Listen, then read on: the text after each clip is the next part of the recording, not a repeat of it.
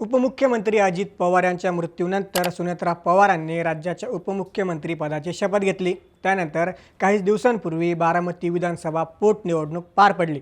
यात सुनेत्रा पवारांनी विजय मिळवला आणि विधानसभेच्या सदस्य झाल्याने त्यांना राज्यसभेचा राजीनामा द्यावा लागला। त्यामुळे आता ही जागा रिक्त झाली असून या जागेवर निवडणूक लागलेली आहे। पण या जागेसाठी राष्ट्रवादीत प्रचंड रस्सीखेच असल्याचं दिसतंय।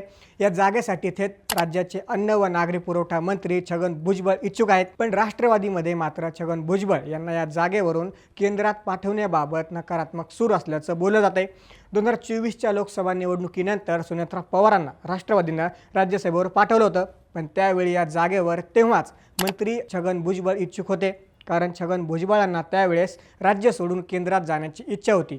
त्यावेळेस छगन भुजबळ राज्यातही मंत्री होते, पण तरीही राष्ट्रवादी अजित पवार गटानं छगन भुजबळांना डावलून सुनेत्रा पवारांना राज्यसभेवर पाठवलं। त्यानंतर छगन भुजबळ पुन्हा एकदा 2024च्या विधानसभेत निवडून आले। पण आता या रिक्त झालेल्या राज्यसभेच्या जागेवर पुन्हा छगन भुजबळ इच्छुक आहेत। पण आता या जागेवर फक्त एकटे भुजबळच इच्छुक नाहीत, यासोबतच सुबोध मोहिते पाटील, अविनाश आदिक, प्रमोद हिंदूराव हे सुद्धा इच्छुक आहेत। पण महत्त्वाचा प्रश्न म्हणजे जर छगन भुजबळ राज्यसभेवर गेले तर त्यांच्याकडे असणारं मंत्रिपद रिक्त होईल, तसेच मंत्रिपदासहित येवल्याची आमदारकी सुद्धा रिक्त होईल। मग त्यांच्या जागी नक्की कोणाला संधी मिळेल, हाही सर्वात महत्त्वाचा प्रश्न आहे। जर छगन भुजबळ राज्यसभेवर गेलेच तर त्यांच्या जागेसाठी भुजबळ कुटुंबातूनच 2 जण इच्छुक आहेत। यात त्यांचे पुत्र पंकज भुजबळ आणि पुतणे समीर भुजबळ इच्छुक आहेत। येत्या 18 जूनला या जागेसाठी मतदान होणार आहे। नक्की कोणाला मिळेल राज्यसभेची उमेदवारी? छगन भुजबळ राज्यसभेवर जातील का, की छगन भुजबळांचा पत्ता कट करून राष्ट्रवादी इतर कोणाला उमेदवारी देईल? जाणून घेऊया या व्हिडिओच्या माध्यमातून। नमस्कार, मी महेश आणि तुम्ही पाहताय थोडक्यात। केंद्रीय राजकारणात जाण्याची छगन भुजबळ यांची इच्छा लपून राहिलेली नाही। गेल्या अनेक दिवसांपासून ते दिल्लीच्या वर्तुळात स्थिरावण्यासाठी प्रयत्न करत आहेत। मात्र यावेळी त्यांची ही इच्छा पूर्ण होणार की पक्षांतर्गत विरोधामुळे त्यांचा पत्ता कट होणार, याकडे संपूर्ण महाराष्ट्राचं लक्ष लागलं आहे। निवडणूक आयोगाने जाहीर केलेल्या महाराष्ट्रातील या एकमेव रिक्त जागेसाठी 18 जून रोजी मतदान होणार आहे। या जागेसाठी राष्ट्रवादी काँग्रेसमध्ये सध्या प्रचंड अस्वस्थता पाहायला मिळत आहे। मिळालेल्या माहितीनुसार राष्ट्रवादी काँग्रेसच्या अंतर्गत बैठकीत काही नावांवर प्राथमिक चर्चा झाली असून येत्या आठवड्यात पक्षाकडून उमेदवाराच्या नावावर अंतिम शिक्कामोर्तब केलं जाणार आहे। मंत्री छगन भुजबळ यांनी पक्षाकडे एक वेगळीच मागणी लावून धरली आहे।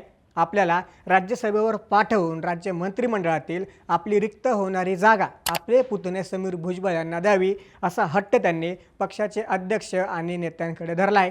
छगन भुजबळ यांच्या या मागणीमुळे राष्ट्रवादी काँग्रेसमधील वरिष्ठ नेत्यांमध्ये मोठी चिंता निर्माण झाली आहे। कारण जर पुतणे समीर भुजबळ यांना थेट मंत्री केलं तर त्यांना 6 महिन्यांच्या आत विधानसभा अथवा विधान परिषदेचं सदस्य म्हणून निवडून येणं कायदेशीररित्या बंधनकारक ठरेल।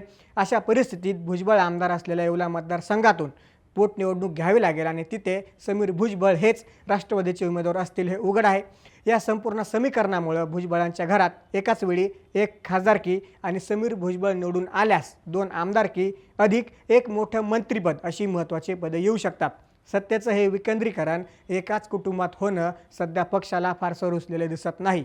यामुळेच पक्ष भुजबळ यांना केंद्रात पाठवण्यासाठी फारसा उत्सुक नसल्याचं समजतंय। भुजबळ यांच्या वार्ताव्याचा विचार करता ते फार दिवस सक्रिय राजकारणात राहतील ही शक्यता कमीच आहे। शिवाय ज्येष्ठ नेत्याने अशा प्रकारे राज्यसभेवर जाणं म्हणजे स्थानिक मतदारांमध्ये निवृत्तीकडे वाटचाल करण्याचा संकेत जाऊ शकतो, अशी भीती सध्या पक्षाला वाटत आहे। यापूर्वी प्रकृती अस्वस्थामुळे छगन भुजबळ यांना बरेच दिवस आपल्या मतदारसंघात उपलब्ध राहता आलं नव्हतं।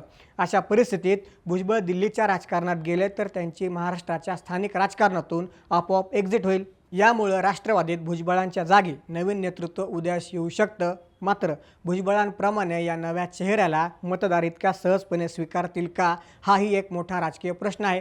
या सर्व घडामोडींमुळे भुजबळांऐवजी राज्यसभेच्या जागेसाठी राष्ट्रवादीमधील इतर 3 ते 4 बड्या नावांची जोरदार चर्चा पक्षाच्या वर्तुळात सुरू आहे। यामध्ये प्रामुख्याने माजी केंद्रीय मंत्री सुबोध मोहिते पाटील, अविनाश आदिक आणि प्रमोद हिंदूराव यांच्या नावांचा समावेश आहे। सुबोध मोहिते आणि अविनाश आदिक या दोघांनाही संघटनेत नुकतेच राष्ट्रीय सरचिटणीस पद देण्यात आलं असून त्यांच्या माध्यमातून पक्षात नव्या चेहऱ्यांना संधी देण्याचा विचार सुरू आहे। दुसरीकडे भुजबळ राज्यसभेवर गेल्यास येवल्याची विधानसभेची जागा रिक्त होईल। त्या जागेवर निवडून कोण येणार हा मोठा प्रश्न आहे। भुजबळांचे पुत्र पंकज भुजबळ आधीच विधान परिषदेचे आमदार आहेत। त्यामुळं तेही पोटनिवडणूक लढवणार नाहीत हे देखील स्पष्ट आहे. त्यामुळं पुतणे समीर भुजबळ यांनाच तिथे संधी मिळण्याची शक्यता अधिक आहे. समीर भुजबळ गेल्या अनेक महिन्यांपासून येवला मतदारसंघात प्रचंड सक्रिय आहेत. भुजबळांना केंद्रात पाठवण्याच्या हालचाली जेव्हा जेव्हा घडल्या तेव्हापासून समीर भुजबळ येवल्यात तळ ठोकून आहेत. नगरपालिका निवडणुकीच्या वेळी छगन भुजबळ आजारी असताना समीर भुजबळ यांनीच संपूर्ण खिंड लढवली होती आणि पक्षाला मोठं यश मिळवून दिलं होतं. आता 18 जूनच्या निवडणुकीत अजित पवार गट काय निर्णय घेतो, भुजबळांचा पत्ता कट होतो की त्यांना दिल्लीची लॉटरी लागते, हे पाहणं महत्त्वाचं ठरेल. याबद्दल तुम्हाला काय वाटतं? भुजबळ राज्यसभेवर जातील की इतर कोणी? तुमचं मत आम्हाला कमेंट्समध्ये नक्की सांगा. नसेच राजकीय घडामोडी जाणून घेण्यासाठी थोडक्यातला नक्की सबस्क्राईब करा.